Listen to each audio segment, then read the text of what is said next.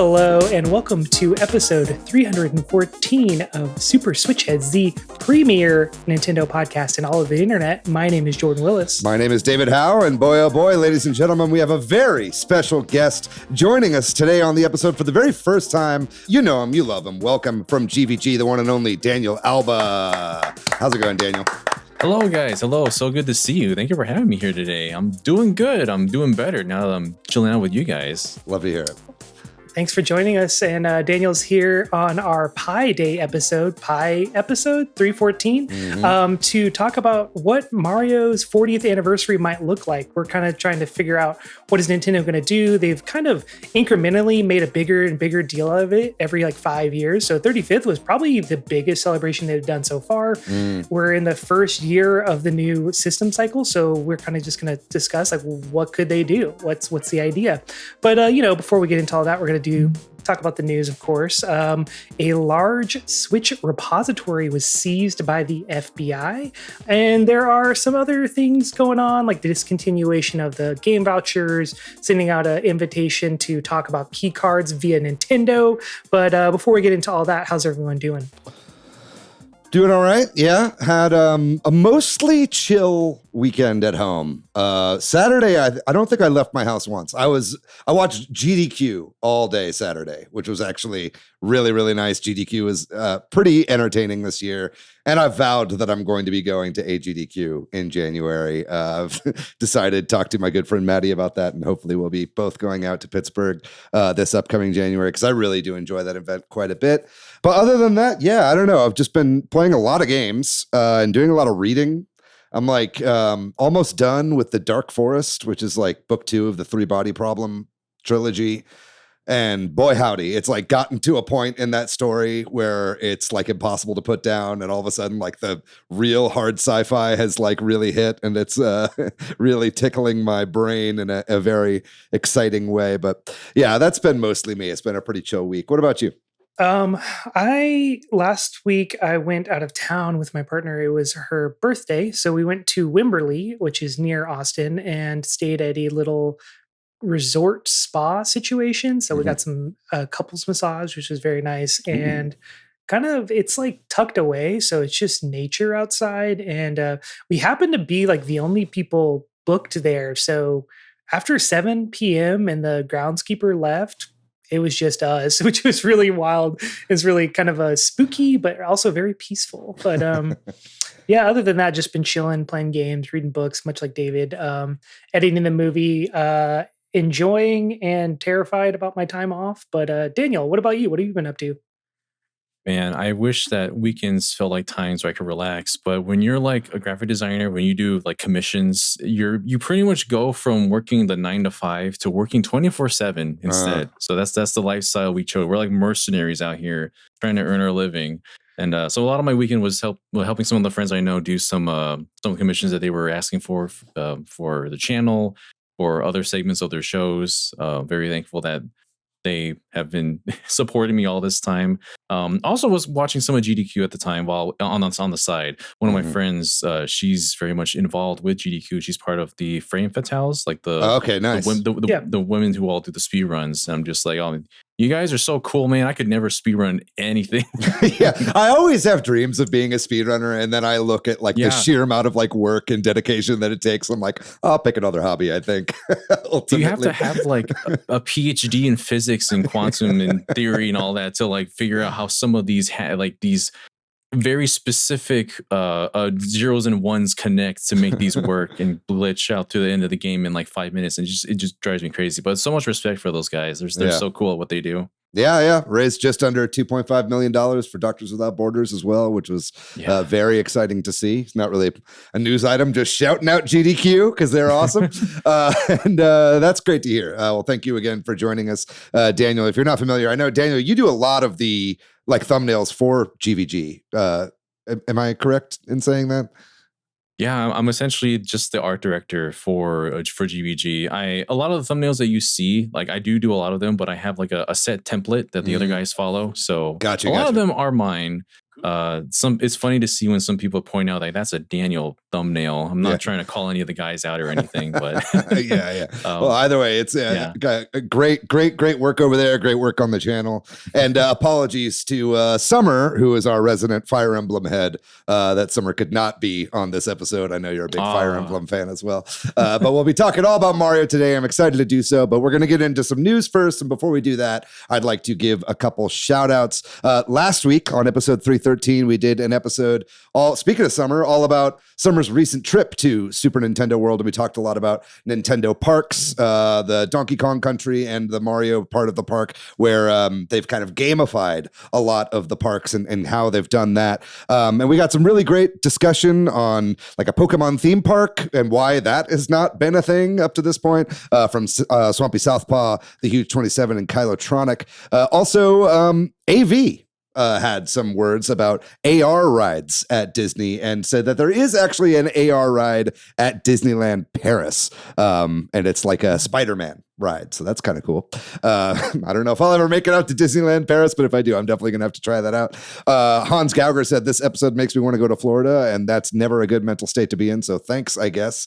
Shout out to you, Hans. And then also, Weist had just learned as well about the existence of classic banana flavor versus modern banana flavor, which I'm not gonna lie, I'm still learning myself, but there's a lot to catch up on before Donkey Kong Country Bonanza releases this week. So I'll be smashing as much banana knowledge as I can in the coming days before the game comes out. Excited about that.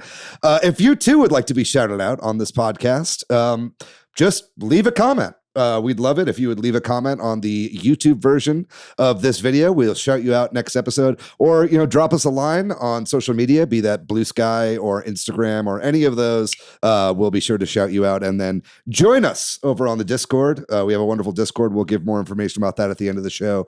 And if you could leave a review on Apple.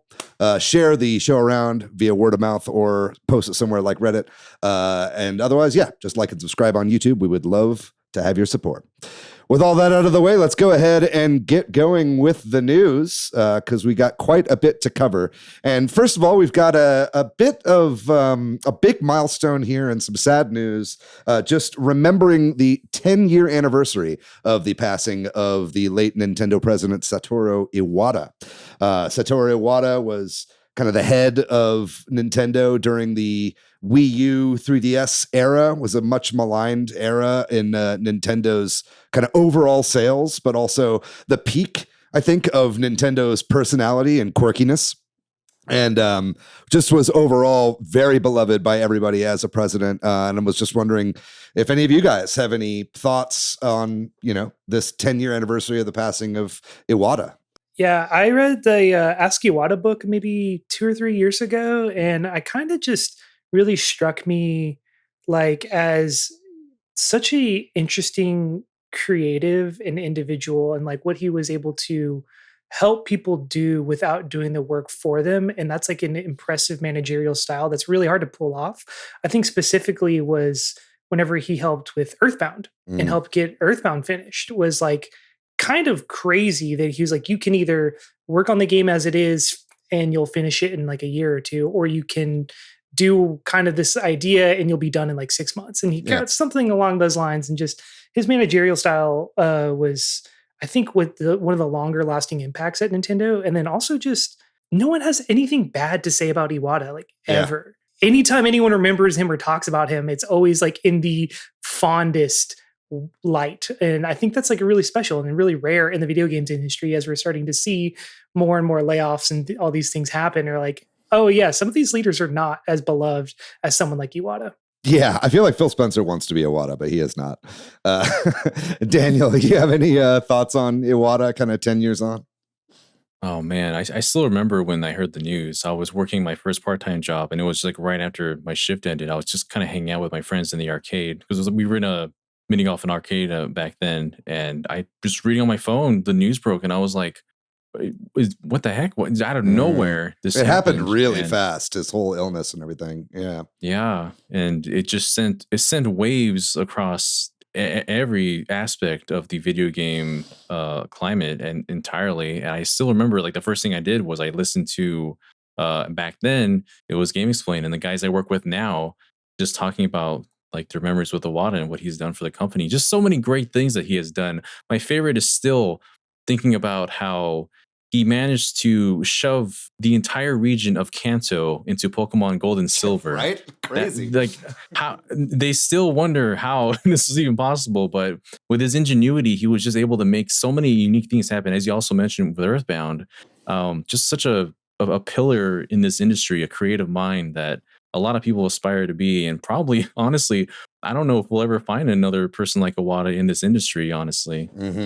Yeah, it really does seem, and especially, I mean, modern Nintendo as well. Furukawa is like a business guy, and I think that, and that's not anything wrong with that, but it's just, yeah, it was very much a unicorn of like this guy who loved video games, loved to play them, had an engineer's mind, and had business savvy and acumen. You know what I mean? And just, again, those were not the most prolific parts of Nintendo's career as far as like making money, but whenever they were in hard times, he like slashed his own salary, which you never see happen anywhere in any kind of industry. Also, obviously, kind of was the forefather of the Nintendo Direct, hosted a lot of the original Directs, and they're called Directs because it was information directly from the president to the consumer. Yeah, exactly. So we should all do one of these for Iwata right now. Yeah, I mean, there's just so much that you could say about the man, and so much of it has been said already. I would recommend, if anyone's interested, obviously the book Ask Iwata, which was kind of a collected works of a lot of his writings, is a great read. And also, I did want to shout out this book called The Impact of Iwata, which is by Lucas Thomas. Looks like Daniel maybe also has a copy somewhere on his shelf. But yeah. Got him here. Okay, right. Very good. So there's we got both the Iwata books on display for this section here. But yeah, by Lucas Thomas, who is like the head editor of Nintendo Force, wrote this book, and it's a great kind of like third person biography of Iwata, not one that's from the first person perspective. So definitely worth checking out. And rest in peace to probably the GOAT. Yeah. I think we could call it. That'll be the greatest of all time going down in history. But anyway, let's go ahead and move on because we got a lot to get to here. I would like to move on to some drama in the industry before we get back into Nintendo specific news. And I know this has been making a lot of rounds recently. This has to do with Subnautica 2 and its publisher Krafton. I'm not super familiar with the story. I might pass this to you, Jordan. Would you mind letting us know a little bit what's going on in the realm of Subnautica 2? Yeah, I'll be honest, I'm not a Subnautica head. However, I love a good drama story, and I've been kind of like reading about this, and I wanted to put it in the show notes for a while, for a couple of weeks, but I was like, there's not enough here, but now enough has happened. So basically, Krafton laid off or let go 3 head leadership positions. It was the director of Subnautica 2, one of the co-founders, and then the CEO of Unknown Worlds, the developers of Subnautica 2. And that's pretty big shakeup of the leadership just to happen right before Subnautica 2 was supposed to enter early access. And so they all didn't see this coming. They said that the game is ready to be released into early access. Krafton disagrees. So it's really kind of like a he said, she said type of situation. In addition, there is, the big thing that's making the story go around is Subnautica 2 had a $250 million goal that if they were to hit a sales target by the end of 2025, that would get given back to the developers as like their bonus incentive. So them not being able to release an early access on time impacts that per the legal agreement. So Krafton has come out and said that they're still going to honor that agreement, and then also took a minute to jab that it would have gone to the top 3 people that they just let go, that $250 million. And then I want to say it was the director came back and said that's not true. So it's just a mess, man. The whole thing is a really mess. And I know a lot of people love Subnautica, so this just kind of puts like a big damper on the release of this game, and I'm really kind of curious to see what impact it has, if any, on the fans of the series. Yeah, or who all is plugged in enough to know about a lot of the drama here, and if that will actually impact sales. I mean, you have to imagine that the people that are super familiar with this are a smaller group of people, but I could also see them making a big stink about this, especially if they do not get the $250 million they were promised when they have a product ready to go.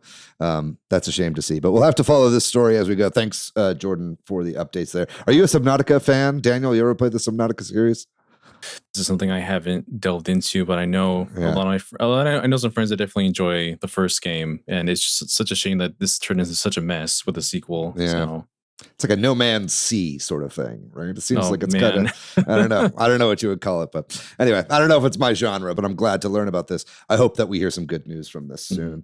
Well, we're going to go ahead and move on to our next bit of news, and this involves a repository for Nintendo Switch ROMs, one of the big Switch hacking websites that hosted a bunch of pirated Switch games on it. NSW2U, hard thing to say, maybe that's by design, has gone down. Was apparently raided by the FBI and seized. So just a bit of a heads up. I'm sure if we've got any nasty, filthy pirates out there, they're already aware of some of this that's been going down. But could you also explain some of this, Jordan? I know this was basically one of the sites that kind of the pirate eShops would source from. Is that correct? Yeah, I believe so. I don't really know too much. I'm not a pirate of that nature myself, but I just thought it was interesting that the FBI is really siding with Nintendo on some of these like DMCA takedowns. And it's, they released an official statement saying, in addition to the seizure, the FBI has dismantled the infrastructure of these websites. And it's like, that's kind of terrifying. Killed every man, woman, and child at this server. It's like, okay. Yeah.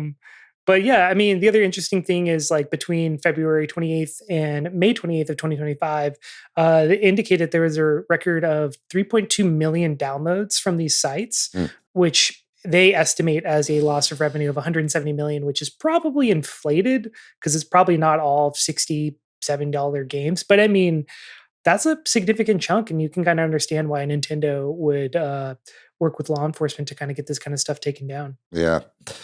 Yeah. I think that this, there's a lot of discussion about Nintendo and kind of their stance on fan games, on emulation websites. And I think that, you go anywhere online, anytime anybody talks about Nintendo, and there will be an entire kind of group of people that are, what is the meme? It's always ethical to pirate Nintendo games or whatever. You know what I mean? There's people that are just staunchly anti-Nintendo because of their anti-consumer practices, And I think that a lot of times they go way too far. This one seems to be well within their rights, I would think. But do you have any thoughts on this, Daniel?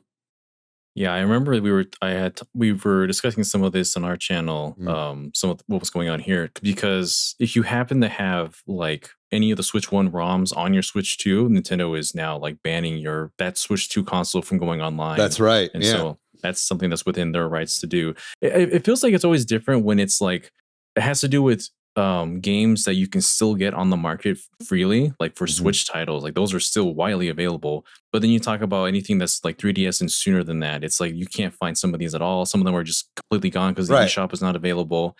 And so there feels like there's a bit more levity on that. And that it's like, well, how else are we going to preserve these games if you don't, use other means to do so in some cases? But yeah, for these ones, for the Switch 1 games, like I'm not very surprised that this is something that they seized and took some reins on. Yeah, exactly. I think that there's got to be some sort of statute of limitations on some of that stuff. I think when it's like when an eShop or when a digital storefront goes offline and that stuff is lost media, I think it kind of is a responsibility of preservationists to keep that stuff around. That's my opinion. Obviously, I think the rights holders are going to have a different opinion on that in certain circumstances anyway. But it's definitely a conversation worth having. And I think, for this one time, I'll say this is a W for the FBI. All right, we're going to go ahead and move on to our next bit of news, and that involves iFixit and the Nintendo Switch Pro Controller 2.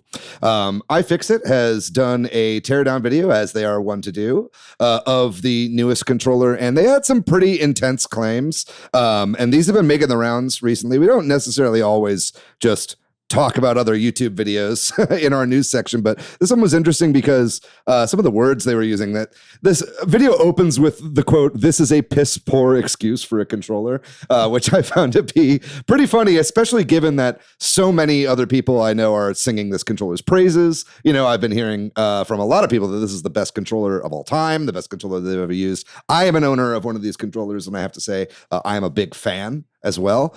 It is definitely important, however, to understand that iFixit is a channel and a company that is primarily focused on the right to repair and the ability to open up and tinker with and repair your own stuff instead of having to rely on the creators of whatever the device is. In this case, it was the Nintendo Switch 2 controller. And I will say, they're not wrong in that this seems to be an incredibly difficult controller to repair. I was watching some of the teardown video. We had some of it up in our YouTube version here, and boy howdy, it is over-engineered, to say the least. I had to open up my Pro Controller once, and I've fiddled with it and fixed a couple things with the sticks in the past. I do tend to open up some of my electronics and try to repair them myself whenever I can. You know, I don't have an iFixit set, but I've got a little toolkit. So this is a bummer to hear, especially with the fact that the potentiometers in the sticks are not Hull effect, right? But do you guys have any thoughts on this and kind of any thoughts on the repairability of Nintendo products in the Switch 2 age? This really feels like, with this era in particular, it feels like Nintendo has kind of gone in the sort of Apple direction. Mm-hmm. It feels like ever since the Switch 2 was released, the whole like mini trailer of them just revealing what it looks like, it felt like it had a very Apple kind of tone to it. Yeah. And that's kind of carried on now, where I love the Switch 2 Pro controller. Like the feel is so unique.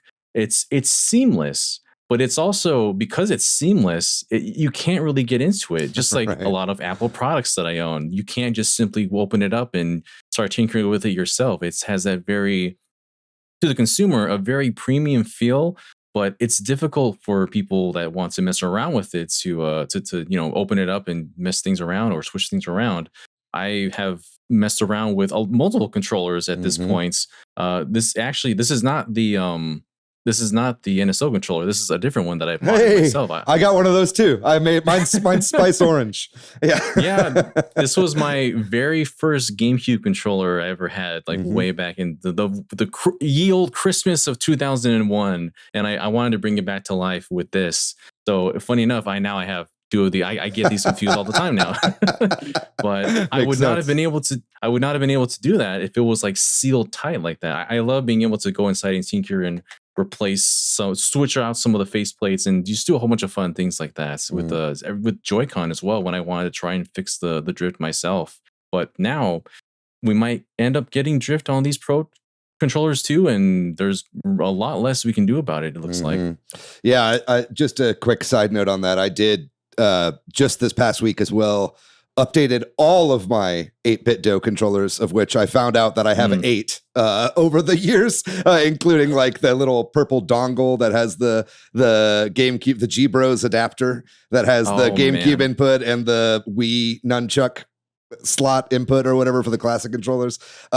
They have since put out updates for everything that they made, pretty much making it compatible with Switch 2. So I don't know if you've gotten your 8BitDo GameCube mod updated for Switch 2 yet, but that was kind of a pain in the ass, actually.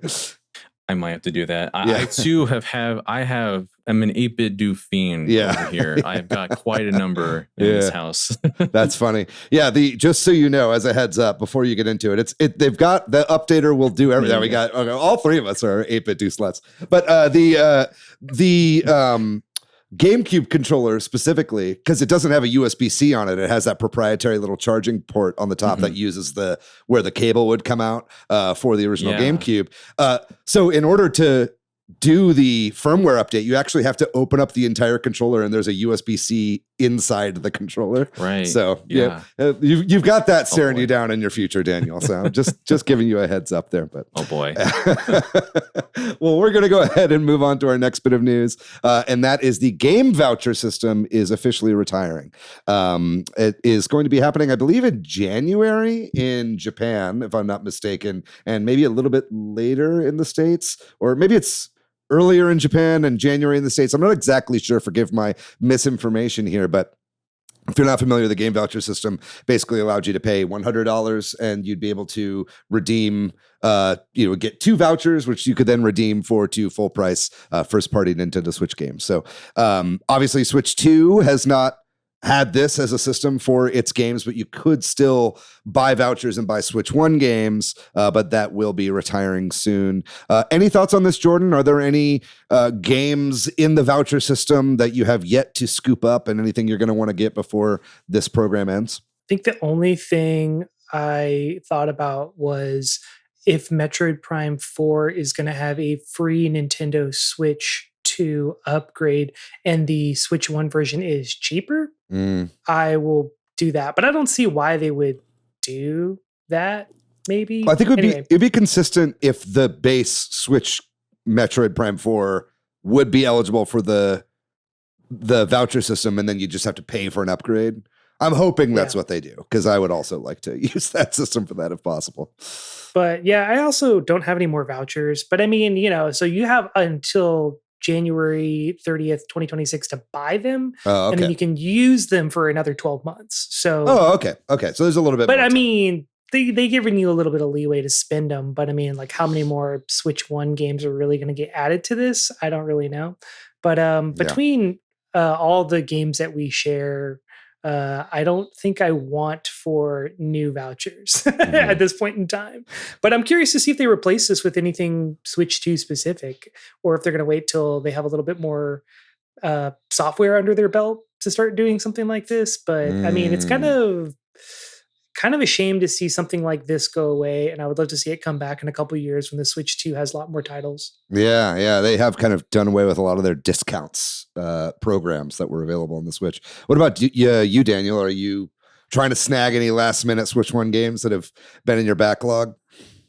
Man, I saw this. I've gotten vouchers very little. I like being a physical game collector myself, and so that the idea of the digital vouchers, I know some friends who gotten plenty, and they've scooped up as many games as they can, because you can save a lot of money with that. You can save so much if you get Tears of the Kingdom, for example, because that's a higher price game than others.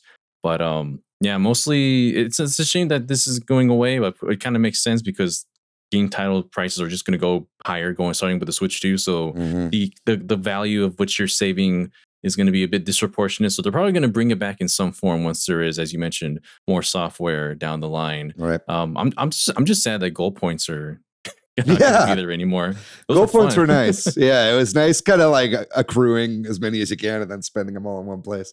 I'm hoping that it does. I mean, if that at least that Metroid is covered. I mean, by this, that would definitely be a nice swan song for it. I mean, if it is continuing on, I wonder if like Rhythm Heaven, Tomodachi Life, like if those would be covered in 2026. I kind of doubt it if you can't buy them past that, but maybe. It's kind of not enough to stake a purchase on, but the one Switch game that I keep wanting to play is Hyrule Warriors Definitive Edition, because it runs in 1080p in handheld on the Switch 2, because they forgot to set it to 720 on the original Switch. And so I keep wanting to get that. I'm looking through all my family plan friends to see if any of them like have the game that I can like take the card from, and nobody has it. So maybe I'll have to get that with a voucher. We'll have to see. But we're going to go ahead. I need to tell myself that I do not need to do that. I played the game on Wii U. Yeah. Anyway, let's go ahead and move on to our next bit bit of news, and this probably will have a little bit more interest to you, Daniel, and that is about the virtual game key card, or excuse me, not virtual game card, that's a different thing. Game key cards, which is obviously, a lot of people might know this on the Switch 2. A lot of the games are game key cards, and that basically is a card that has a license on it, and then you can download the game from the eShop, but then it can also be sold. Basically that license stays on that card itself. These are controversial. A lot of people don't really like them. I think that there's advantages and disadvantages to the system. We're not going to get into all that necessarily, but a lot of physical collectors, such as yourself, Daniel, are upset by this, say that it's bad for preservation. Seems that Nintendo of Japan is sending out surveys to a lot of their Japanese audience, asking people's opinions on the game keycard system. So it seems at the very least that Nintendo is aware of some of the controversies around this and the fact that people just generally don't seem to like this very much, and at least are trying to get feedback on this. Do you think this is good news, Daniel, hearing that Nintendo has put out a survey about this, or do you think we're maybe jumping the gun a little bit? I'm glad that Nintendo is at least asking and getting a feel for what other people or opinions are of this different take, because, man, I love to get my physical games for PS5, but they don't feel like physical games anymore because you put the disc in and it just downloads the whole thing anyways. One of my favorite things is having the game card for Switch, and I don't have to use a lot of internal memory to download it on there. You just put it in, and it pretty much just saves like base memory, update data, and the save data, and that's nothing compared to like several gigabytes that you'd be using otherwise. So I'm glad that they're reaching out. I don't want to have a generation in which we have like over 30 gigabytes of games that needs to be downloaded because it's just a little. It's a key. It just lets you play the game by putting it in, and it's not actually. I don't feel like I really own said game when I have to do it that way. So I hope that the message reaches where it needs to reach. But I guess at the same time, it's like these third-party developers, if they don't do it this way, they don't make much back because of the data cards are just so expensive to print on. Right. And I would have to imagine that that's part of what Nintendo is doing with the survey, is like seeing, because what I've also heard is that in Japan, people are just not getting them. Like they're basically just buying the digital version for those games, or just not getting the game at all, right? Because I know physical collecting is pretty big in Japan. You go to Japan and you see all the old classic game stores are stocked with really well-maintained classic games from their respective eras, And so I think that third parties, which are the main people that are utilizing the system right now, obviously there's only a 64 gig card, I think, for Switch 2 carts right now, right? So I wonder if Nintendo sees this, they start manufacturing variable sizes of cards to make it cheaper for some of those third-party developers to get their games on the cards. Maybe they subsidize the cost a little bit of actually printing these cards out. I know we had, who was it that we had on? We had one of the boutique Switch physical game publishers on the show before, and they were talking a little bit about the actually the cost of buying cartridges and stuff like that for the Switch. It's not insignificant, right? So hopefully we see some movement there, because I think it's spooked Nintendo a little bit, especially with the amount of consoles that are actually being sold in Japan, and then having those numbers not line up. That's got to be scaring them in their wallet a little bit, but. We'll go ahead and move on then to our next bit of news, and that is that a Pokemon Presents has been announced, if you can believe it. As the seasons turn, so too does the Pokemon Company, and a Pokemon Presents has been announced for 7/22/25. That is the 22nd of this month. That's not much to say about that other than it's been announced. We're not going to do a whole predictions episode here necessarily, but you guys have any thoughts on the upcoming Pokemon Presents? Anything you'd like to see quickly?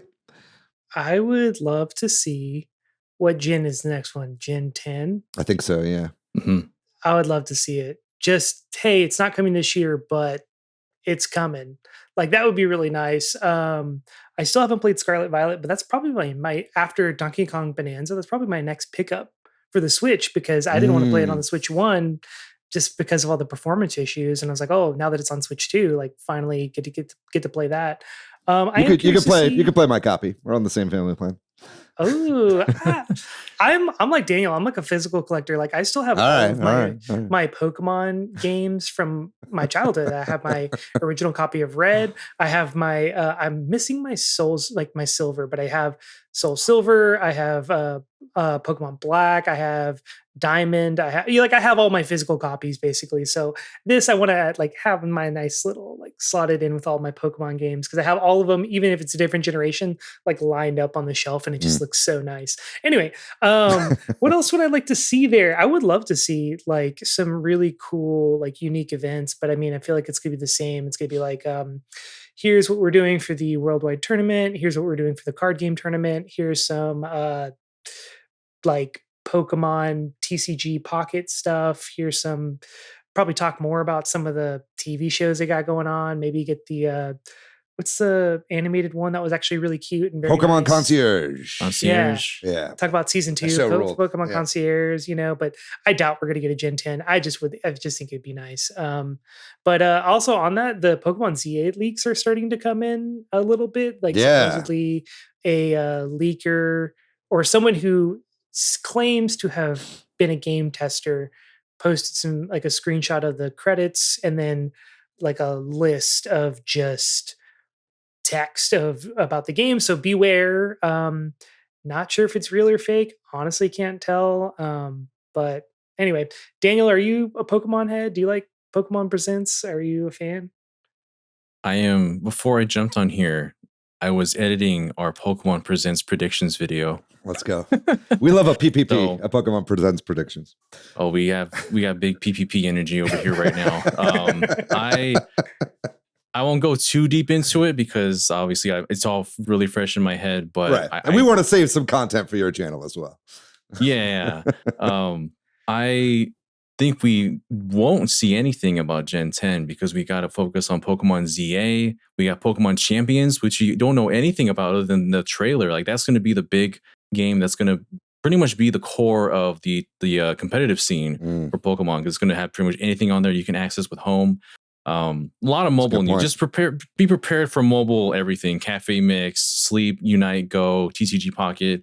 The next gen for TCG Pocket will be shown probably. I want to see something. I want to see a bit more of the Aardman collab. I want to know what they're doing with that. Yeah. Man, Pokemon's like a fully stop motion franchise now. I love to see it. Yeah, they're working it now. Yeah. Yeah, that'll be interesting. Yeah, we'll see. Maybe one day we'll get those Pokemon games on NSO. I think that's all anybody really wants. But that is the most likely time would be next year for the is it the 30th anniversary for Pokemon? Oof. That's gonna be like Gen 10 blowout. That's gonna be hopefully maybe we'll get the actual like Gen 1, Gen 2 something games on the Switch. God damn, maybe we'll have never, to see. maybe never. Yeah, I don't know. 30 years of Pokemon, that just made me blow away in the wind because of all the dust I just turned into. But anyway, we'll go ahead and move on. We'll keep our eyes on that as it comes around. Next up, a little bit of Donkey Kong news as we're wrapping up the news here. There was a joint filed copyright between Universal and Nintendo for a Donkey Kong movie project. This, I think, actually was from maybe 6 months ago or so, but it only just recently went public and people were able to see it. So it seems that a Donkey Kong movie is very well on its way. Would not surprise me with a brand new, huge game that they're pushing, a big park, them releasing all the Donkey Kong stuff leading up to this. Definitely we are in the era of DK. As a huge DK fan, that makes me very excited. I actually was a fan of Seth Rogen's portrayal of the character, so that was cool to see. Also, did want to say, before we toss it to you guys, there is Donkey Kong Bonanza is out. By the time you're listening to this episode, by the time you're listening to this episode, the game will be releasing tomorrow. People already have their hands on physical copies and spoilers are starting to make their way across the internet. So be very careful about that. I really don't want to get spoiled on this game because I'm so excited. And then there was also a little bit of news about how the director of Donkey Kong Bonanza was aware of some of the performance dips when asked about it. When you do a lot of destruction, sometimes the frame rate can take a little hit. And he said that they were prioritizing fun and seemed to not really care too much about the frame dips. I think that's pretty fair to say. The game looks like it performs very competently for most of the game. But you guys have any thoughts on this? Any of this Donkey Kong Bonanza news or the upcoming film? Are you excited for that? What a circle we've come around to, that Universal is now helping Nintendo make a movie on the IP that they were sued by. Wow, that they sued against that's Nintendo a great point. Yeah, wow. We've come full circle. Wow, what cucks Universal have become. No, I'm just kidding. That's a really great point. Did you enjoy Seth Rogen as DK, Jordan? Are you excited for a solo movie with the character? Yeah, sure. Whatever. I'll take it. Also, because I feel like a solo DK movie would be able to get more into like Diddy and Trixie. So as long as we can kind of get all those characters kind of in the mix, I'm stoked. Shout out. My prediction, wild card prediction, is Eric Andre as Diddy Kong. That's my prediction. I'm calling it right now. So if that happens, I'm down. I want it to have been me that said it on the internet first. All right. July 14th. This is my flag in the sand. That's great casting. I'm for it. Yeah, I'm a huge DK fan, so this is exciting for me. I've been a big Donkey Kong fan for so long too. I've been waiting for Nintendo to release DK64 for me to painfully 101% complete again, like I did way back in the day. Oh boy. Maybe I won't do that much, but we got all these other rare games, but not the Nintendo IP one. Yeah. There. So that's I imagine so funny. I imagine we'll get it after the game releases. I think they don't want to. Once everybody starts playing DK64, they'll have no reason to buy Bonanza because the game is the ultimate 3D DK platformer. We all know this. Apparently, they're going to do like a launch thing for that at the Nintendo World Store in San Francisco. So that's where I'll be when that happens. I'll see if I can get one just at the store. It's so nice to live just one like BART ride, one monorail ride, train ride away from the World Store. So I'm going to take advantage of that as much as I can. You're a Bay Area boy. Yeah, that's me right in the Bay. Yeah, very good, very good. I've not been to that new store, but I'd really like to go at some point. You got to tell us how that is. We're going to go ahead and move on then to our last bit of news before we move into our main topic, and that involves Nate the Hate.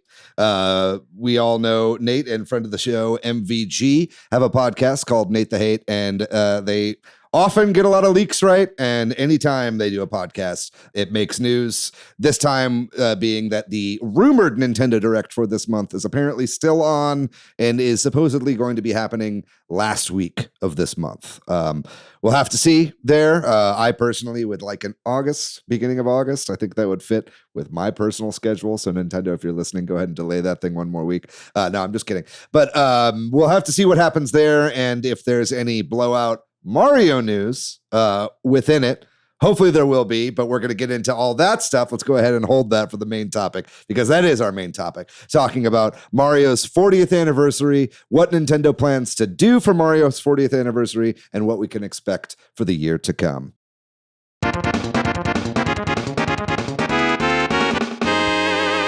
Welcome back, everybody. We are here with Daniel Alba from Good Vibes Gaming, GVG, to talk all about the 40th anniversary of the Super Mario franchise.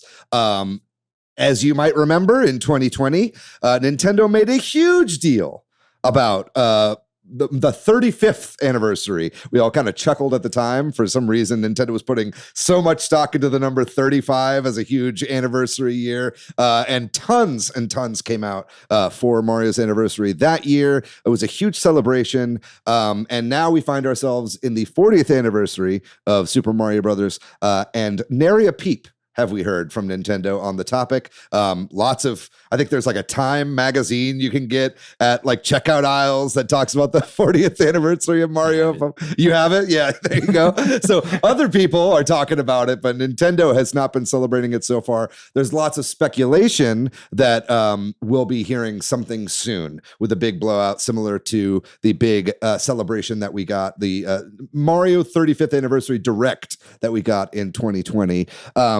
I guess just starting off, before we get too deep into kind of what we saw in that direct, some of the reasons for that, and what we might see this year. Do you guys have any thoughts on kind of the 40th anniversary of Mario in general? And if we think Nintendo is going to treat it any differently than they did for the 35th anniversary?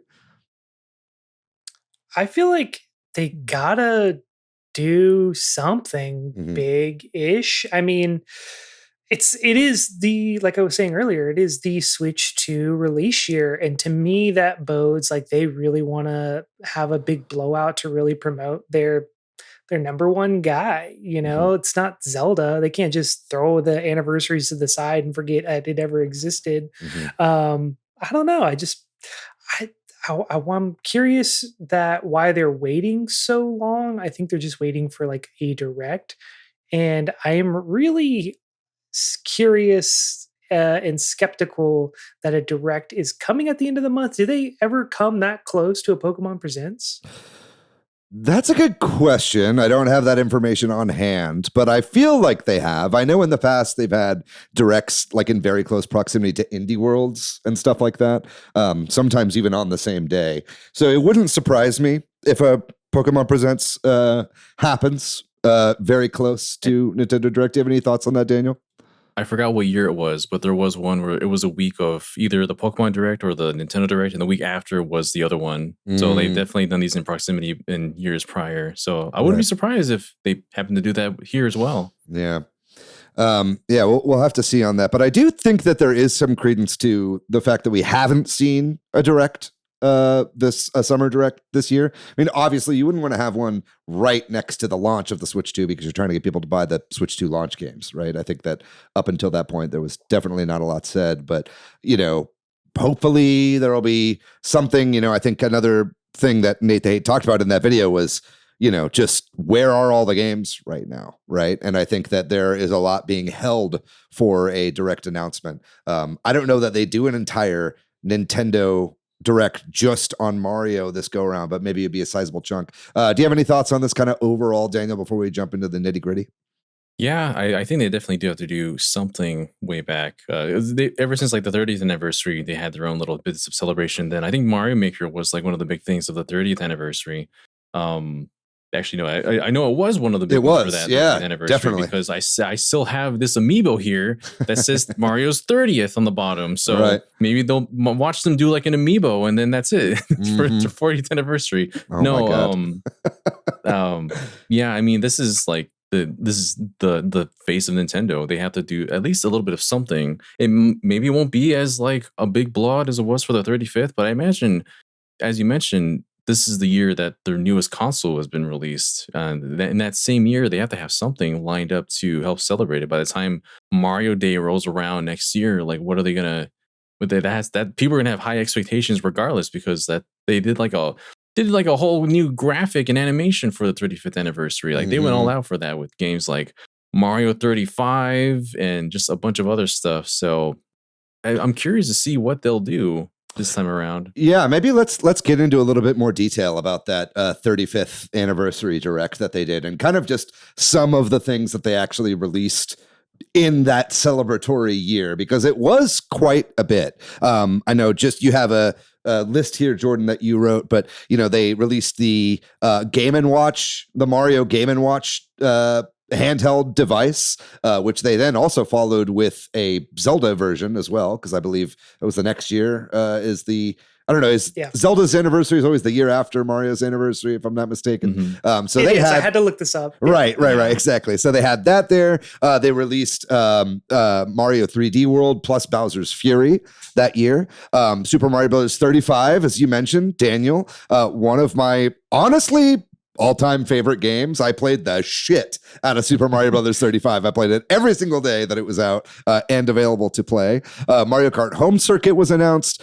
Super Mario 3D All-Stars, a game which sold like 10 million copies and then they pulled from store shelves and the eShop for some reason.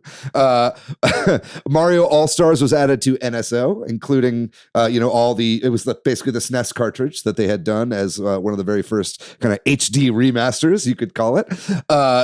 There was a Cat Mario plus Peach amiibo, an eShop theme for the 3DS, and then also just like tons and tons and tons of like merch. I know there was like a lot of, I think they partnered with Uniqlo and had all these different kind of clothing merch kind of collabs and stuff like that. And most of that was revealed in this Mario 35th anniversary direct, right? Which I have some clips of on the screen right now. I'm curious as to why all this happened, and maybe I've got some theories on that. The directs of this era, if you go back and watch them, all start with a blurb about COVID-19, talking about the kind of hit to the production pipeline that COVID-19 has caused to Nintendo in specifically. And I wonder, especially since a lot of this seemed to be a lot of like repackaged old games that they put into this, if this was maybe a pivot that they had to make because all of a sudden they were working from home and they had kind of smaller games to show and they were able to throw a presentation together over COVID-19. That kind of might be one reason as to why we haven't had so much uproar. They kind of have their hands in a few other pies here with the launch of the Switch 2. But do you guys have any thoughts on just that presentation in general and kind of maybe the world in which that presentation was created? I feel like so many of these things required advanced planning, and this direct happened on March 9th, 2020. So this is well before we knew the extent of what that world was going to look like post-COVID. So wow, was it really in March? I thought it was in like June. Or no, wait, I think it wasn't. It was September. It was September. It's in September. Right. I get all of my international dates are different, which we learned earlier this year. September 3rd. Yeah. I should have learned my lesson when they announced the Switch 2 like direct, and it was February? No, it's in April. Yeah. Anyway, well, yeah. So I mean, I guess that makes a little bit more sense, but I mean, that's still a pretty quick turnaround for the pivot, like especially with the amount of like physical merch that they produce, because they had all those pins, they had the Game & Watch. That's not easy to reproduce. Oh yeah, the like, pins on the fly, dude. I remember like killing myself to get those fucking pins. I did get them eventually, thank the Lord. Yeah, man, those pins were crazy. I was gonna give you mine if you didn't, so I'm glad you got yours, because now I have mine. Yeah, you need yours. Anyway, I was like, David would enjoy this more than me, but I just like, there's so much like physical content like that came along with that it's kind of hard to pivot, especially if like factories are being shut down where all these things would be manufactured. Yeah, that's a good point. I don't know. Yeah, Daniel, what do you think? What did you think about this 35th anniversary? Yeah, there was just so much coming out at the time. I was kind of amazed. Like, there's so many things here that I wish also kind of stuck around. Mario 35 obviously is in the ground. Mario 3D All-Stars. Like, why would you take this away from us? Because a lot of this stuff they just kind of went to a vault and on the same day of other games, along with Fire Emblem Shadow Dragon for some strange reason that also went there. Yeah, so couldn't escape that madness. But yeah, there's just there's a lot of things about this that I wish we were able to kind of well, I mean. Those legacies still live on, and I'm sure that whatever happens for the 40th anniversary, we're going to see hopefully not as many things that are going to be taken away after they announce them. Would be nice. It feels very Disney-like in that sense, and I thought that was kind of weird because Nintendo kind of likes to do their own thing, their own way. Yeah. But as far as this actual presentation itself went, I was living for it. I'm still such a Mario fan. I've always been such a Mario fan. One of my first games is like Super Mario World.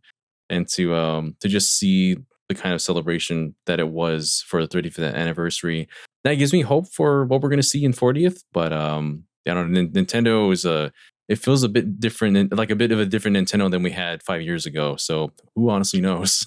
Yeah. Well, maybe we can get into some of what we think we might see, because I don't think that Nintendo is going to completely ignore the fact that it's Mario's 40th anniversary. I don't know how sustainable it is for every 5 years for them to do a big blowout of their like main franchise, of course. But I do think that we'll be getting some announcements to celebrate the 40th anniversary.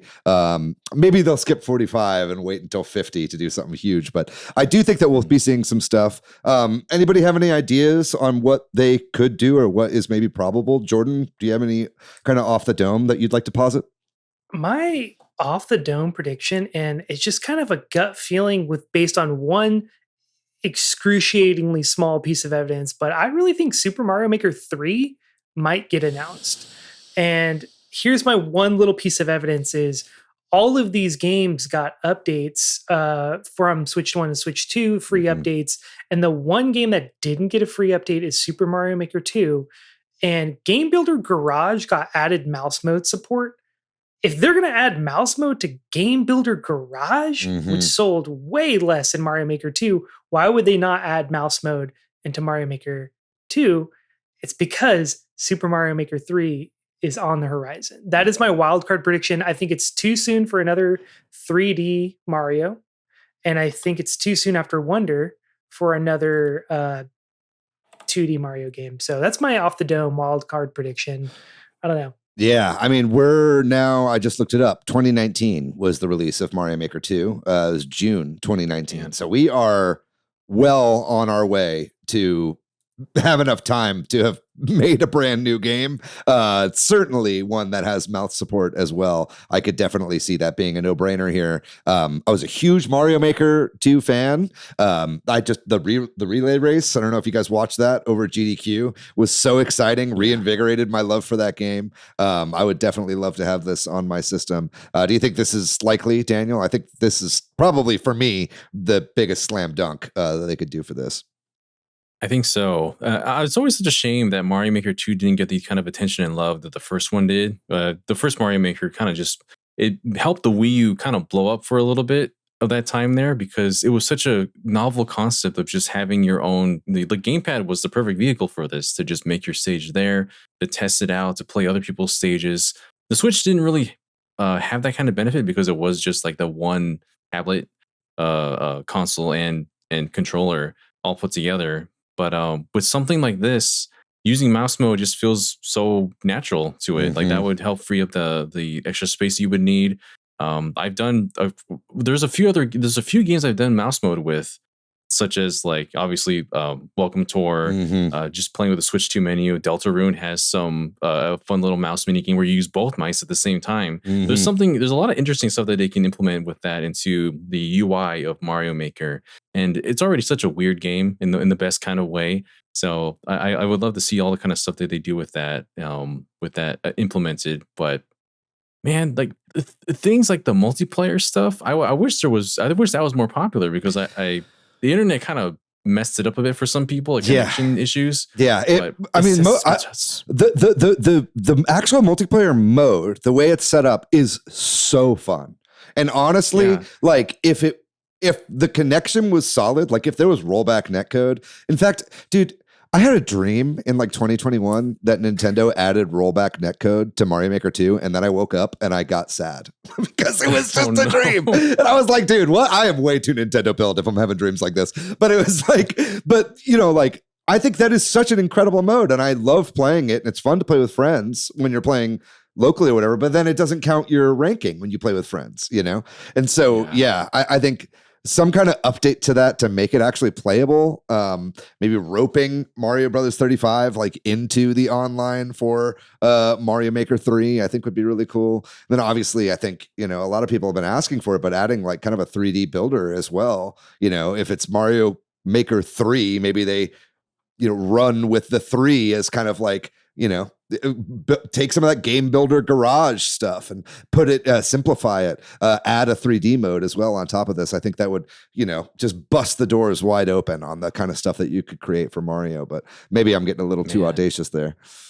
No, not at all. What do you guys? So with Mario Maker 2, they added the 3D world style to it. But with Mario Maker 3, what game 2D style would you want added to Mario Maker 3 this time around? Wonder. All day, Wonder. Dude. Wonder is such a beautiful game. Like, I would love to see them add a lot of those enemies and just the psychedelic effects. What was it? Wonder mode or the Wonder Seed? The Wonder Seed. How fun would that be to be able to create your own levels with Wonder Seeds? That seems a little bit more complicated because they're pretty bespoke. But I feel like we're getting into that territory where they could probably figure something like that out. Mm-hmm.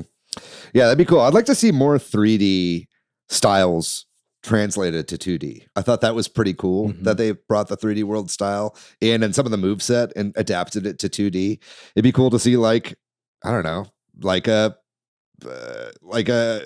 sunshine style where you got the hover thing or whatever. Add some items in, Odyssey with the hat and everything like that, being able to throw that in 2D and do lots of like movement options. I think that could be kind of cool as well.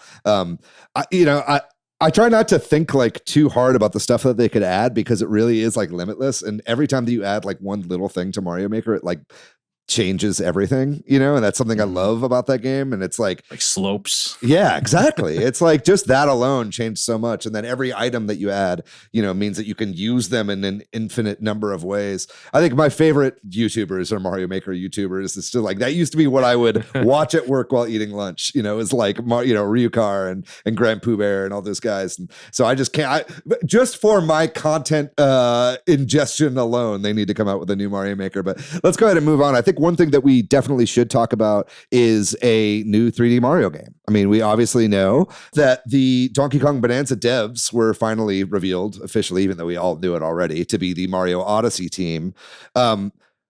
I don't know that we'll see a 3D Mario platformer this year, so close to what is ostensibly another Nintendo first-party 3D platformer, but it is possible, especially if we get this here in June and maybe this is the winter game. What do you guys think? Do you think it's likely in the year 2025 to see a brand new 3D Mario game?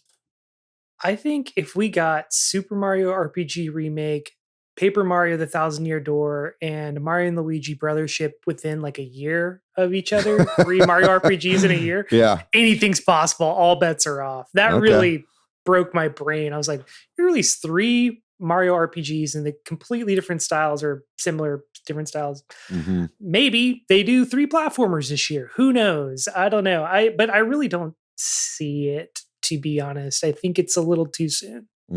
All those Mario RPG games are all developed by different teams, and so if you have the same team that worked on Odyssey working on Donkey Kong Bonanza, what team would be working on a 3D Mario? It wouldn't be the same team. And so like, what kind of ideas would they bring to this if they do happen to release it like within the next or tease it within the next year or so? Right. Like the possibilities of that just has me thinking too, like they can't just not have a 3D Mario on the Switch. It has to be something, but it's just a matter of when and who's working on it for me right now. I would love to see NST take a crack, Nintendo Software Technology in Redmond. I think that they did a lot of help on Bowser's Fury, and I think that they weren't the main developers on that game necessarily. It's kind of hard to say exactly who is always developing Mario games. They keep that pretty purposefully obfuscated, but I would love to see the Westerners get a crack at a 3D Mario game because I think they have the chops and they've been working in the Mario franchise for a long time. Obviously they do Mario versus Donkey Kong as well. And they've developed a lot of 3D games in the past, but I would love to see them get a crack. I think that would be really fun to see, but I also don't think necessarily that Nintendo EPD Tokyo has been working on DK Bonanza up until like really recently. I have a gut feeling that Donkey Kong Bonanza was done a while ago. And that most of that team has moved on. This game looks so complete. It really doesn't look like they are scrambling up until the last minute. We know Nintendo doesn't really do that anyway with their first party games. So I wouldn't be surprised if EPD Tokyo themselves are already working on a proper Odyssey follow-up. But what were you going to say? Yeah, something else you wanted to add to that?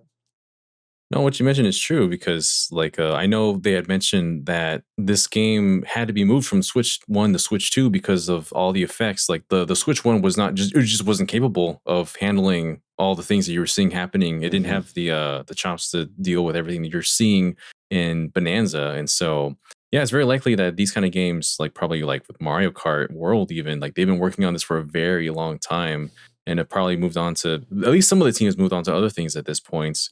But the other point with the team that worked on Bowser's Fury is it was a fun idea too, because that just seems like the blueprints, like they're just testing the waters for what the new 3D Mario could be like. Cause that just felt so much like, it felt so different and yet the same to the actual main 3D World campaign that I'm just like, you can't just do this small campaign for this. You gotta flesh it out somehow. I want to see what more they can think of when it's not just, going from island to island.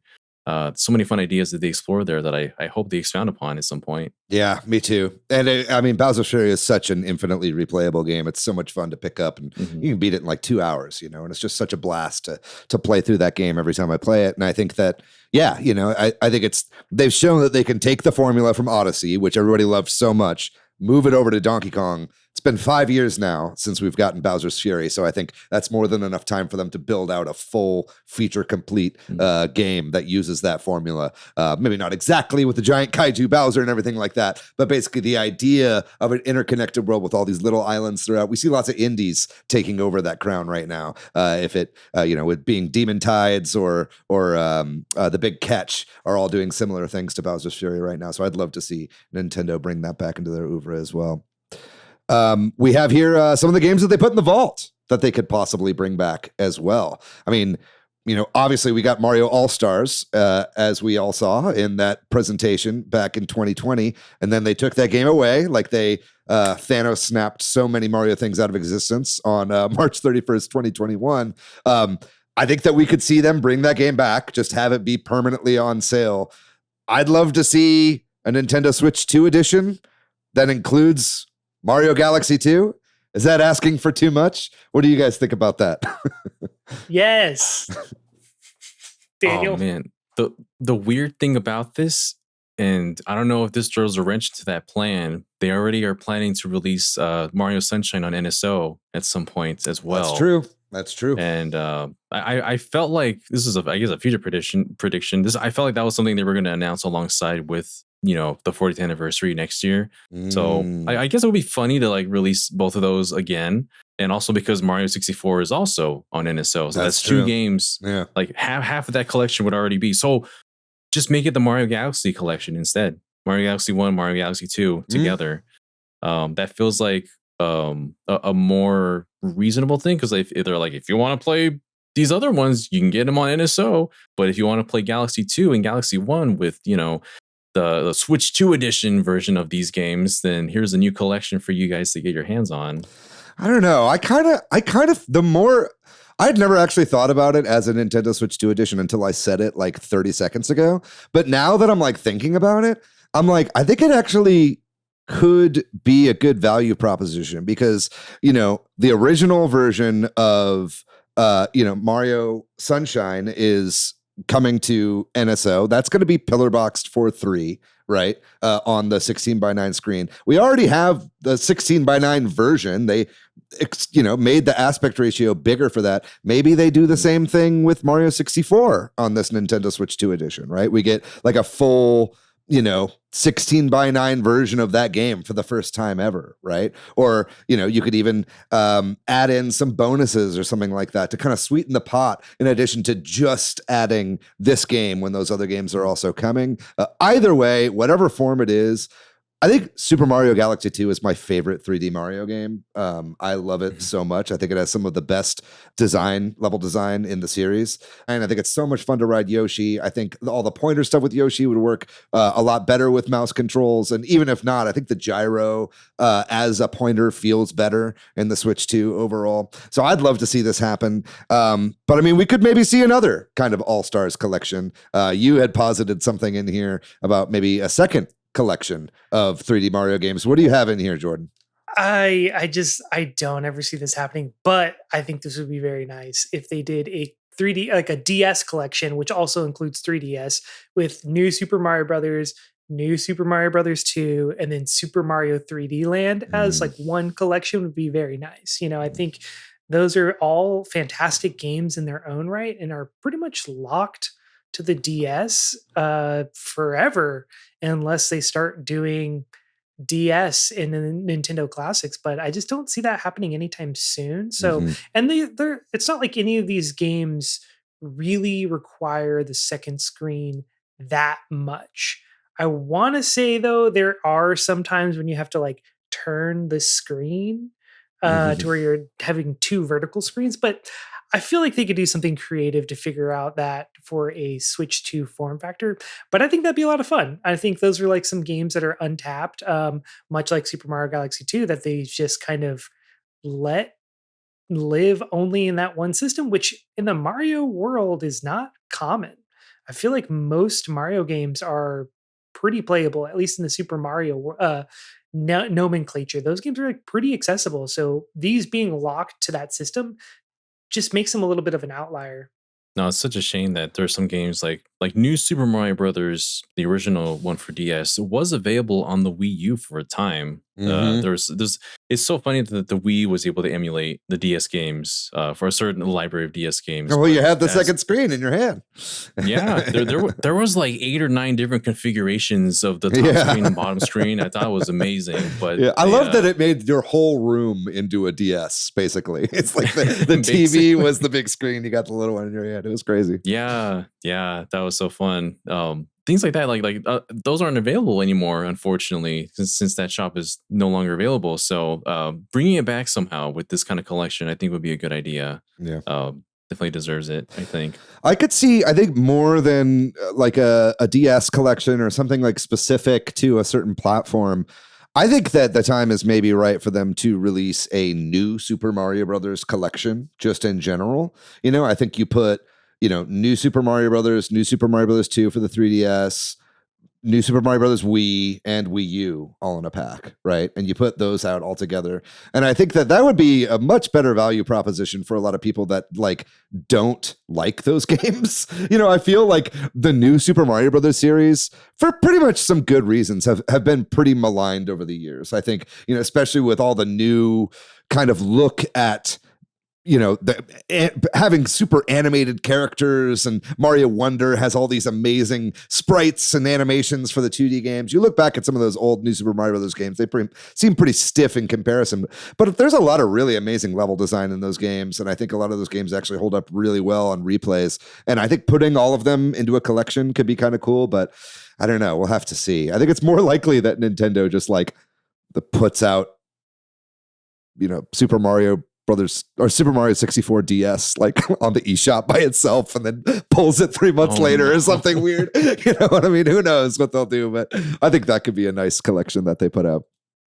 Do you guys think that we'll see any Mario 35 style online games going forward? Do you think there's any way in hell that they bring that game back?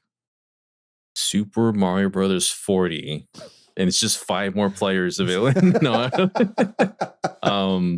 man, I still don't understand why it got taken off in the first place. Unfortunately, this is probably my personal least favorite of the 99 or the 35 in this case multiplayer series of games that they've done, from Tetris, Pac-Man, F-Zero is my favorite one. Right. But there's just something about this game where I don't know. I guess because matches could be very long when you're doing a match themselves. It doesn't have the just go in, play a game, and just that one more kind of feeling as much as the other 99 games did. Mm-hmm. But it does. It's just such a shame that it was gone in the first place. Or it feels like it would be something that people were playing, as yourself, were playing very constantly. So yeah, if they wanted to bring something like that back, it'd be cool if they did it with Mario Brothers 3. With that kind of skin over it, or just multiple skins in general. There's a lot of potential. I think the multiple skins thing could work, and I think you just release it as 99 at that point. You know what I mean? You rework the game a little bit to be less claustrophobic, because it gets really chaotic with just 35 people, right? So you'd have to rework it a little bit, but being able to jump through different eras of the 2D Mario games, I think would work great. And this is why I just think this as a mode would just work really, really well on a Mario Maker 3. Package it in with that game. You could also kind of sell it. Maybe they have a bespoke version by themselves. Maybe that's the version that's limited. I don't know if they really want to do the limited thing. There was, going back and watching this direct while I've been streaming this, it's you really do see that it's they said, and in the announcement for the game, this game will be playable until March 31st, 2021. It was not a long time. It was it's 6 months or so that we have with the game, maybe a little bit longer than that. But do you have any thoughts on this, Jordan? What you'd like to see from an NSO exclusive Mario game? I just don't see them jamming, as much as I would love to see them jam something like that into Mario Maker 3. I just don't see it happening, because that would require them to jam all these ROMs in there and emulate them. I don't know the technology. I'm not a technology person. I don't, anyway, whatever. So I'm just like, I just don't see it happening. I mean, I feel like they don't typically like to put games in games, if that makes sense. I don't know, but I would love to see this in a Mario Maker, and then also like be able to just make your own Mario 35 style challenges for players would be just like a no brainer. But I have to counter you with Nintendo World Championship. I mean, that was essentially what you're talking about here, right? All these ROMs, jammed games inside games. Come on, True. man. Where's your sense of spirit?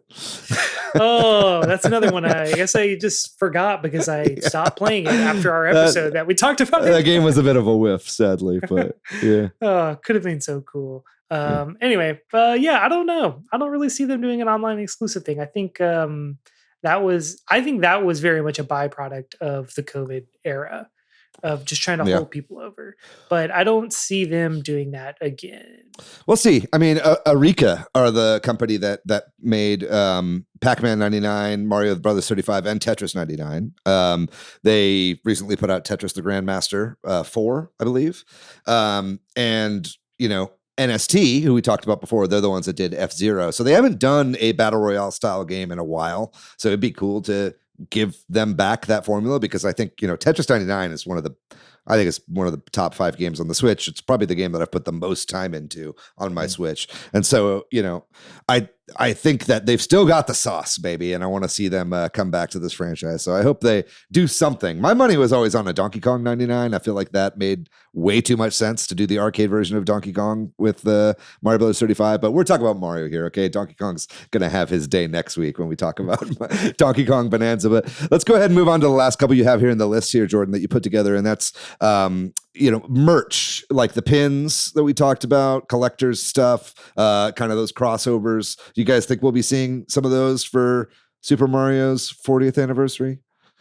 I feel like that might be one of the more major things that they do. I don't know if they'll do pins again. That was very fun to figure that out. I hope not. But I'm picturing though, like, different like clothing brand kind of collaborations, which seems to be pretty big.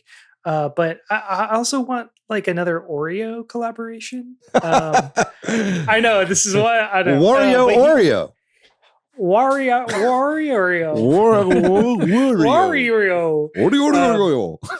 But hear me out, right? So like the last time the Oreos were just kind of like regular Oreos, but they had Mario on them, right? So since then, they've done a Post Malone Oreo, which is like a coffee caramel Oreo or something like that. And then they just did I think a Selena Gomez Oreo, which is chocolate cinnamon.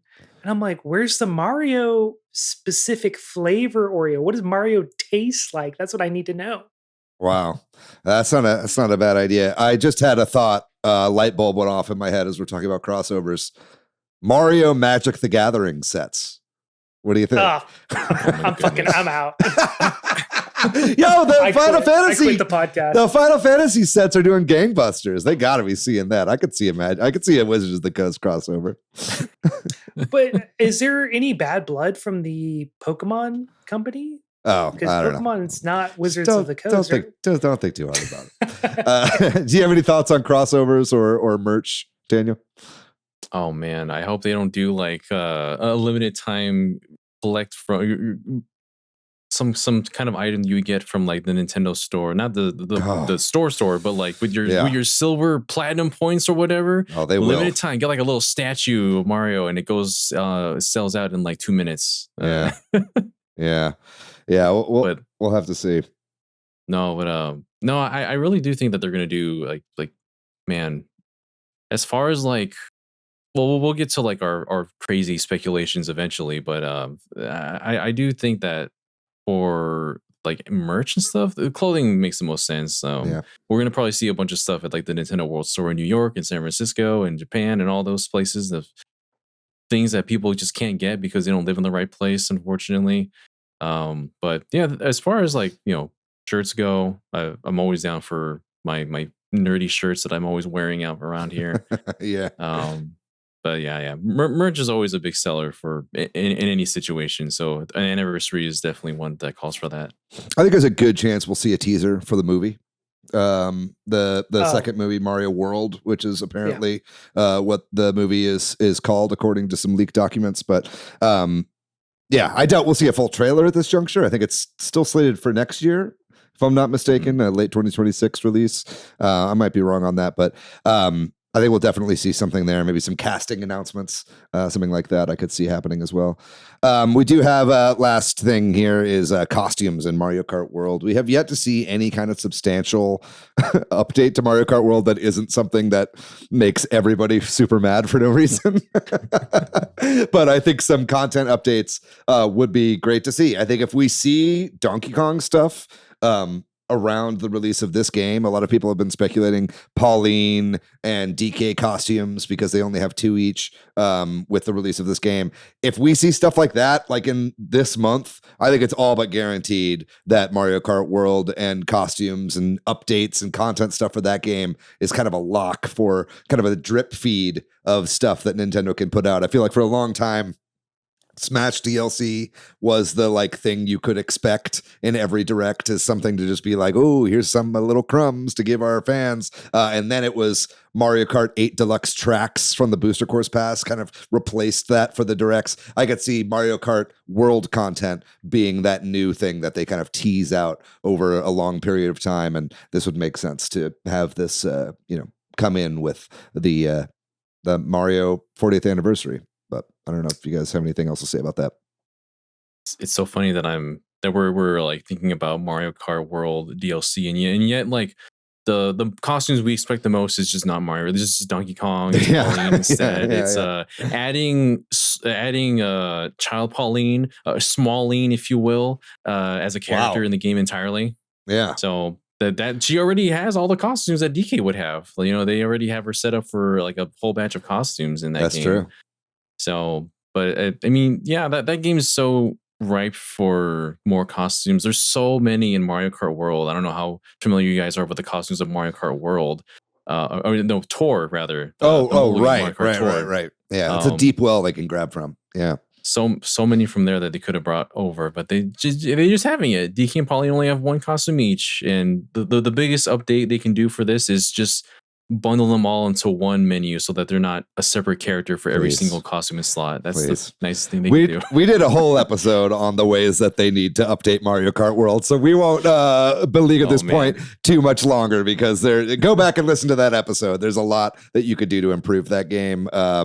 Such an interesting case Mario Kart World is. But let's go ahead and wrap this up here with some of our wild card speculation, our Hail Marys, stuff that you guys really want to see that is not likely, but God damn it, you want it. I've got a couple I can start with here that I wrote down. First of all, watching GDQ and they did the Nintendo Puzzle Collection made me remember Yoshi's Cookie as a game.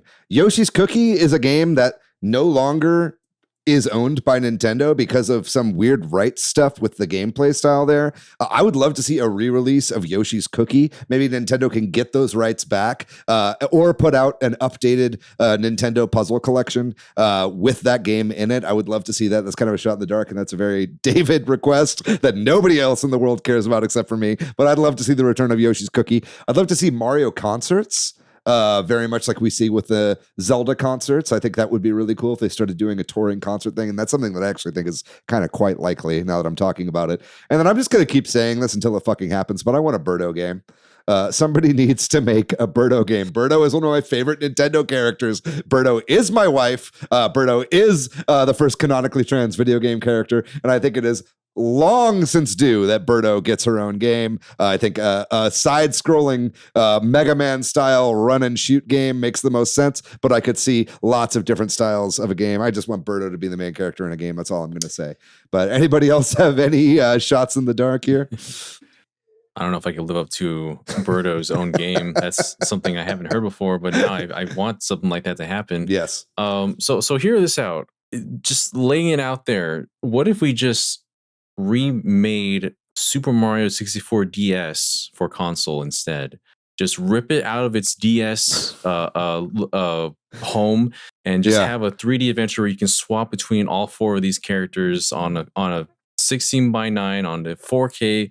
The mini games that are also there, those are ripe for mouse mode as well. So you don't have to do anything with, you don't have to take those away. They can still be included there, but they're all set for mouse mode because it was originally a DS game. And I feel like that would be the closest you can emulate that feel of a tactile touchscreen.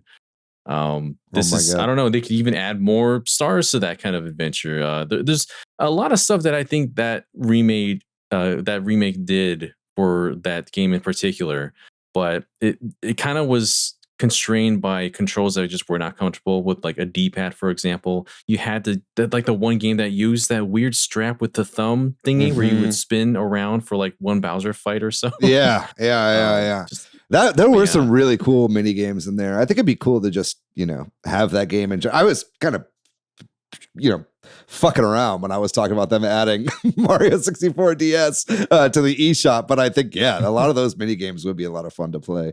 That's a really great one. What about you, Jordan? Mario Paint on Nintendo Classics. Oh, how have we not said that so far? I think that's maybe actually the most likely thing out of all of this. Let's do it. I mean, like they wouldn't add it to the original Switch, but with mouse mode, like, come on, ooh, is that why they haven't done it? Because they'd have to have two different apps. You'd have to have a Nintendo Switch 2 app for Super Nintendo and a Nintendo Switch 1 app for Super Nintendo. I mean, they did release like that Fire Emblem game completely bespoke and separate. So I could see them doing something like that. We're offering it for a limited time, and then it'll go away after a certain amount. Or actually, know what? You could do it. I think you could do it. You could do it where on the Nintendo Switch 1, when you open up Mario Paint in the app, you can either use the right stick to control the mouse, or you can use the touch screen. And then the version that's on Nintendo Switch 2 actually utilizes mouse controls. I don't know. I don't think they would do that because they don't really put that much effort into the emulation of that. And other than being a good emulator, like they don't add functionality typically. Well, how about this? Mario Paint 2, brand new Mario Paint game. I mean, you guys like that? Yeah. Something, Yeah. Nintendo loves to make things where it's not just a game, it's also an interaction experience. Ever since like the Art Academy games on Wii U, Labo and Game Garage is exactly what that is and goes into that. So something like that for Switch 2, Mario Paint 2, the sequel would be. That seems like a very likely thing. We're even seeing some hints of what they could do with like Donkey Kong Bonanza has the whole sculpting and painting thing. DK artist. Well. Right. Yeah. That's essentially like the exact same thing that Mario 64 had, where you could just mess around with Mario's face on the title screen. Like it's just a demo of what this new console is capable of that you haven't seen anywhere else before. And they're kind of applying that same logic to Donkey Kong Bonanza, but they can definitely expand upon that with a Mario Paint 2. That'd be a lot of fun. Yeah, I agree.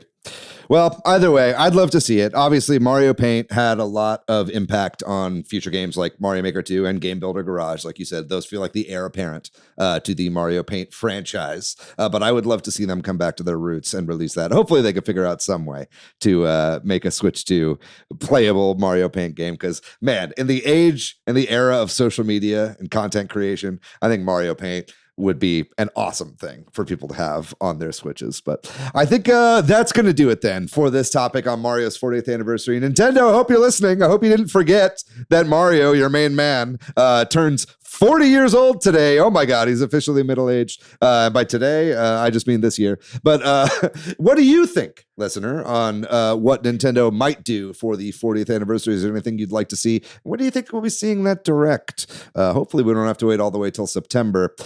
But other than that, we're going to take a little break here, and we're going to move on to our last segment of the show, which is the games we've been playing recently.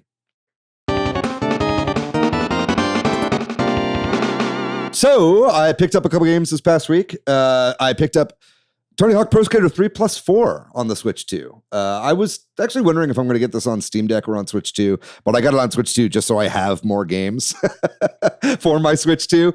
So I will say it's a pretty good port. Definitely makes use of the Switch 2's DLSS. So at times it can look a little crunchy in movement around the edges of characters and stuff like that as the DLSS is upscaling and doing some work.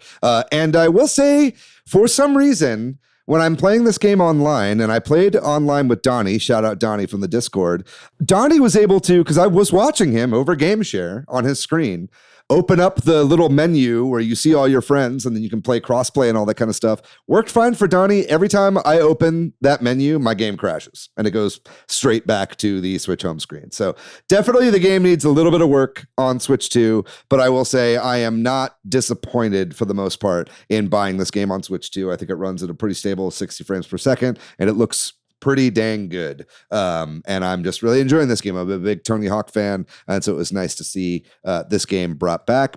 I also had a stream this past week where I also played some of the Splatoon 3 Splatfest. Right now they're doing the replay of the Summer Nights Splatfest. I was on Team C, and I just want to give a shout out to Hans Gauger, who I was playing with. We were doing some co-op there. We won 6 matches in a row. On the Splatfest. Felt very good about that, including a 10x battle. So I'm actually not sure who won that Splatfest. I should probably have looked that up. I'll put it on the screen here if you're watching the YouTube version. But you know what? We did our part for Team C, and we were really pulling our weight there. And then I've been playing a few other games as well. Some of these I'll just shout out real quick. I've been playing some Split Fiction with Chris McKeever. He was our guest last week, and he talked about playing Split Fiction. We ended up playing a little bit together. That was a lot of fun. I started Yakuza 0, so that'll make summer excited. I've been playing some more Mario Odyssey as I'm getting hyped up for Donkey Kong Bonanza, a game called Sea Frog, which I saw at GDQ and immediately bought. Picross S+. Aero Machina Test Flight, I ended up completing that demo. And then a couple puzzle games, one of them which was called Aniline MD, which was kind of a Dr. Mario Panel de Pon style take on the indie game Aniline. But also I wanted to give a shout out to the game Dominoid, which this is a game, this and Aniline MD are only available on itch.io. So I was playing these on my Steam Deck. But Dominoid is a very cool kind of Tetris-like. It's, stuff falls from the top, and I was having a ton of fun. You play with like dominoes and you have to connect pieces together and make big loops. It's a ton of fun. I was having a great time with this game. I really recommend it. But Jordan, what about you? What have you been playing this week? So since I was last on, I have finished Pipistrello and the Cursed Yo-Yo, and then I also finished my first playthrough of Shadow of the Colossus.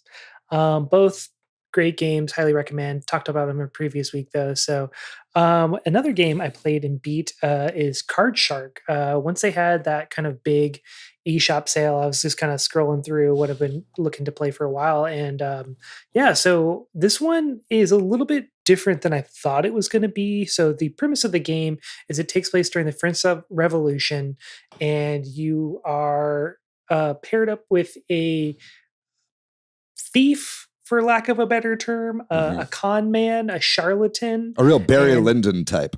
Yeah, he's teaching you how to cheat at card games. And so I thought the game was going to be more of like a card game. I'm a huge Balatro fan, but Slay the Spire. But it's more about like teaching you the mechanics of how these card tricks work. Mm-hmm. And I mean, I'm not going to say I can now cheat at card games, but I definitely understand the idea better than I did before this game. Sure. But it's like a series of mini games that are like based on timing, based on the reaction of players. And it's got this really interesting mechanic of like, if you push it too far, they get mad and they accuse you of being a cheat. And so it's pretty cool. Great art style. It's like almost like painted.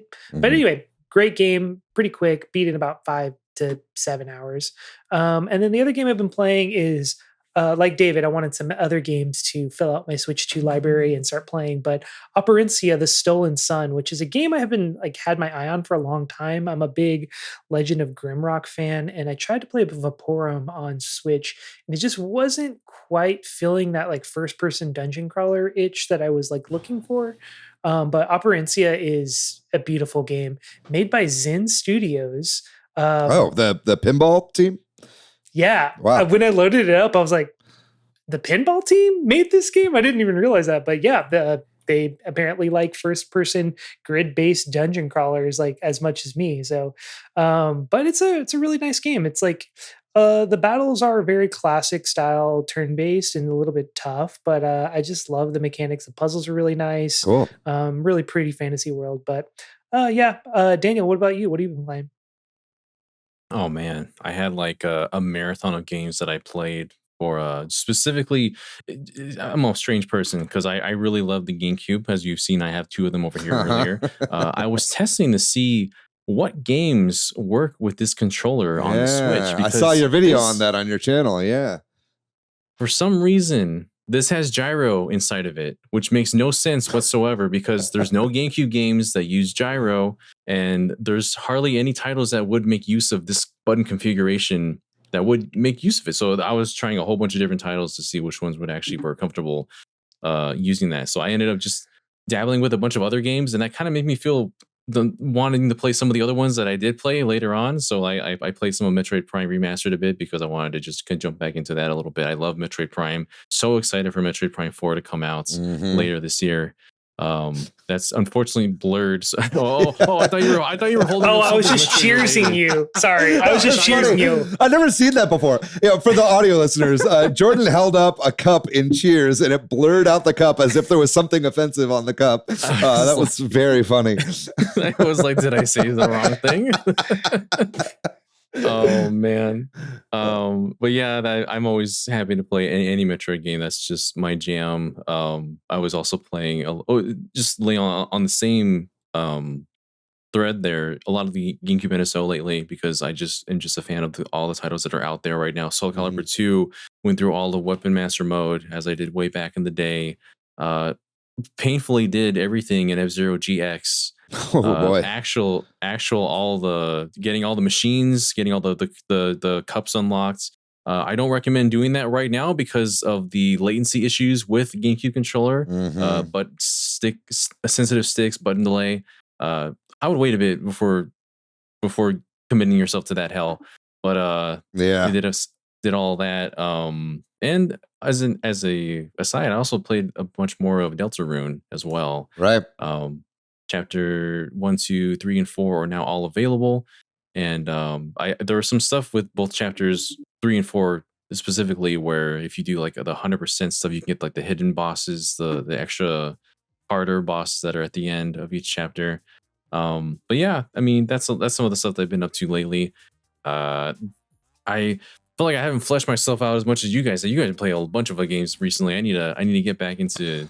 No, introducing myself to more. You don't want to live in the ADHD hole that is my brain, jumping from game to game, dude. It's a real problem. That's something that many more years of therapy and maybe some medication will eventually fix. But we'll have to go down that path sometime in the future. I will say real quick before we wrap up, man, I do really hope that they update the Nintendo Classics GameCube emulation, and I do have some hope that they will. I know that the N64 emulation was a little shoddy when it first came out, and every time they've dropped games, the emulator on the back end has been getting little fixes. So I'm really hoping to see some GameCube emulation fixes there as well, and I have faith in NERD, not the band, but the European division of Nintendo. That's going to do it, guys, for this episode of Super Switch Headz. Thank you so much, Daniel. It was such a delight to have you on. I hope you had a good time. It was so great to have you. Yeah, thank you so much for having me. This was a lot of fun. Hell yeah, very good. I'd like to give a thank you to MilkyWay.co for doing our website. Thank you to Corduroy for doing our music. Thank you to all of our patrons on Patreon. And if you'd like to find me online, I'm pretty much ever on the internet at Monolith Fiji. You can find me at Bordan. And what about you, Daniel? Where can people find you online? Oh man, you can find me at daniel@gvg.io on Blue Sky, where I post a bunch of up-to-date stuff that I'm working on or just my random thoughts. And you can find all the cool stuff I do with my whole crew on GVG at YouTube. No, Very good. Always posting new features, discussions, analysis, comparisons, a whole bunch of stuff, especially Switch 2 related. So if you like that sort of thing, we hope you'll come and give us a visit. Hell yeah, we're big fans of GVG over here. We've been slowly working our way through the GVG crew, getting you guys on the show. So I really appreciate you coming on as well. You guys, Jordan and I were talking about it beforehand. Every experience we've had with the GVG gang has been just the sweetest, most positive experiences. Yes. I feel like we have similar communities as well. So it's really great to have you on the show. And definitely check out GVG if you have not yet. We'll have a link to their channel in the description of this episode. If you'd like to find our show on social media, we are at Switch Headz on Blue Sky and Twitter, at Super Switch Headz on Instagram, Facebook, and TikTok. We have a website, switchheadz.com. And we have a Patreon, like we said before, if you'd like to chuck in a buck. We also have a Facebook group and a Discord. Please join us over there on the Discord. It's such a wonderful community. Free for all, unless you want to, be a member on our Patreon. You get that one channel where everybody posts pet pics. But we'd love to have you over there. We'll have descriptions in the episode here. If it's on YouTube, go ahead and like and subscribe over there. If you're listening on Apple or Spotify, please leave us a review or a comment on Spotify. And like I said, join us on the Discord. We'd love to have you. It's such a wonderful community. That's going to do it for this episode, guys. You guys know the drill. Be safe out there. Be kind to yourself. Be kind to one another. Donkey Kong Bonanza comes out in just a matter of hours. Can you believe it? I can't wait. I'm hoping to take a whole day off of work in order to play this thing. Don't tell my boss. But that's going to do it. We love you very much. We'll see you next week. Bye-bye.